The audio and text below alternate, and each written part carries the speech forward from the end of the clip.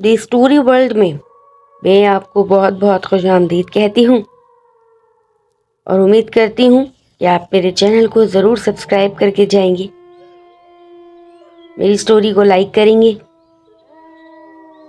آئیے چلتے ہیں اپنی اسٹوری کے جانب۔ میرے دور پر ایک رشتے دار جو کہ میرے ماموں بھی تھے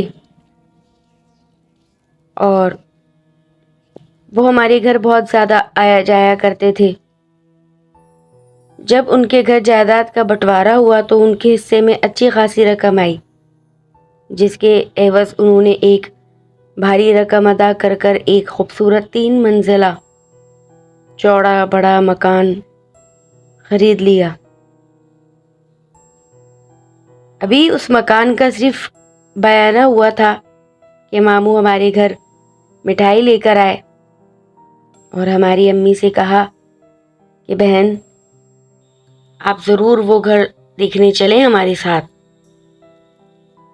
اور میں چاہتا ہوں دل سے کہ آپ میری بڑی بہن ہیں، آپ اس پورے گھر کو دیکھیں۔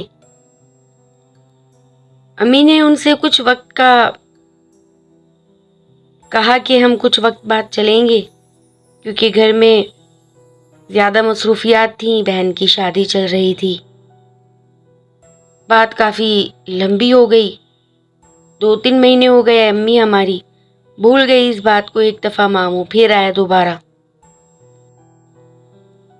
آپ تو آئی ہی نہیں اور آپ نے کہا بھی نہیں کہ وہ مکان دیکھنے چلنا ہے، آپ مجھے ٹائم دے دیں، میں کب لینے آؤں۔ امی سے بیٹھے ہوئے وہ باتیں کر رہے تھے، چائے وغیرہ پی رہے تھے ساتھ میں۔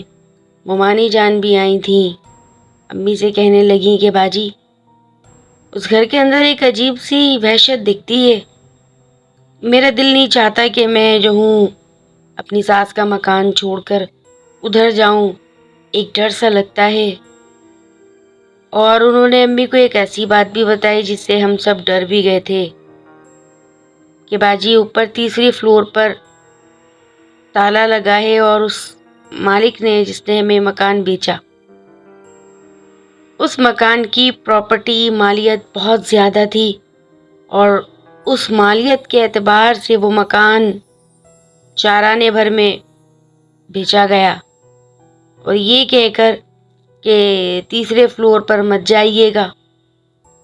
لیکن باجی بات ساری یہ ہے کہ ایک دن میں اور میرے شوہر یعنی آپ کے بھائی 3rd فلور کی جانب بھی چلے گئے۔ ٹائم کوئی 3-4 بجے کا ہو رہا تھا۔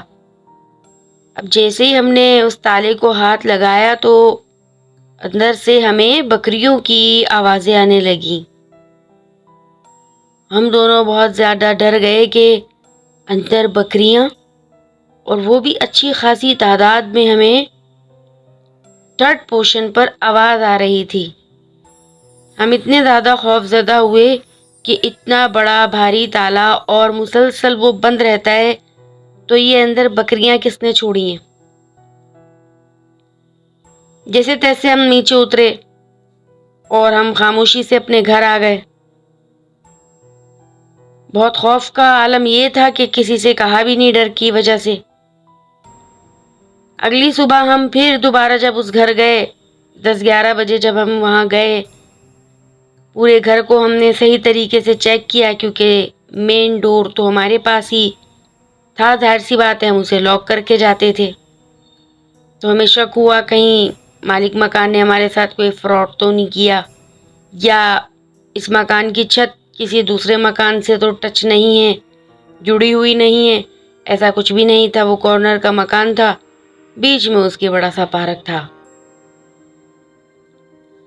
ہم نے بہت اچھی طریقے سے باہر سے چاروں اطراف سے اس مکان کا معائنہ کیا، پھر دوبارہ اندر آئے،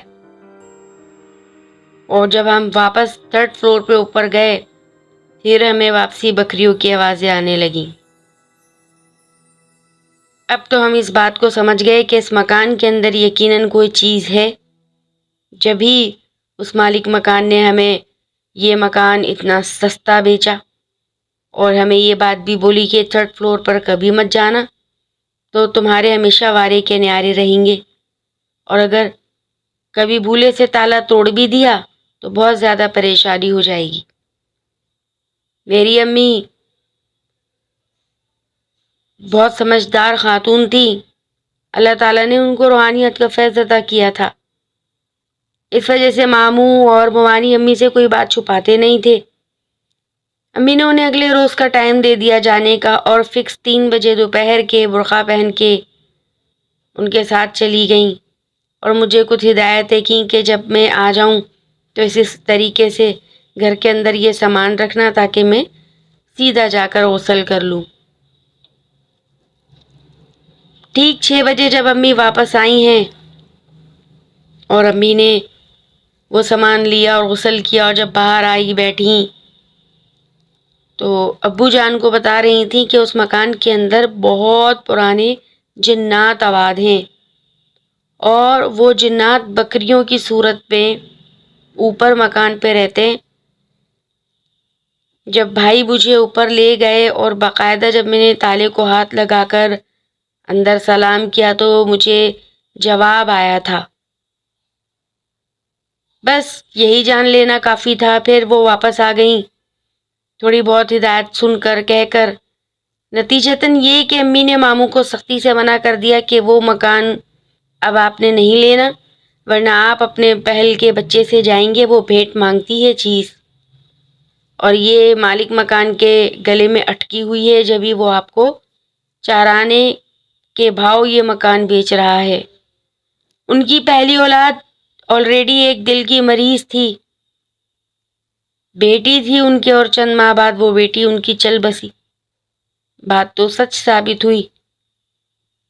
بہرحال وہ مکان انہوں نے ویسے ہی چھوڑا، اس کا بیانہ بھی بہت انہوں نے محنت کی کہ ہمیں واپس مل جائے، لیکن واپس نہیں ملا، کیونکہ مالک مکان تو وہ مکان انہیں بیچ دینا چاہتا تھا، کیونکہ وہ پاکستان میں رہتا ہی نہیں تھا، باہر رہتا تھا۔ اس لیے اس بات کو مد نظر رکھتے ہوئے کہ میں باہر رہتا ہوں اور مجھے پراپرٹی کی اتنی نیڈ نہیں پاکستان میں، اس بات کا اس نے فائدہ اٹھایا، اور یقیناً اس نے اس جیسے کافی لوگوں کو پاگل بنا کر وہ مکان بیچنے کی کوشش کی ہوگی، لیکن واقعی وہ مکان اس کے گلے کا گھنٹا بنا ہوا ہے۔ آج تک وہ مکان ایسے ہی خوف کی صورت پیش کرتا ہے آنے جانے والوں کو۔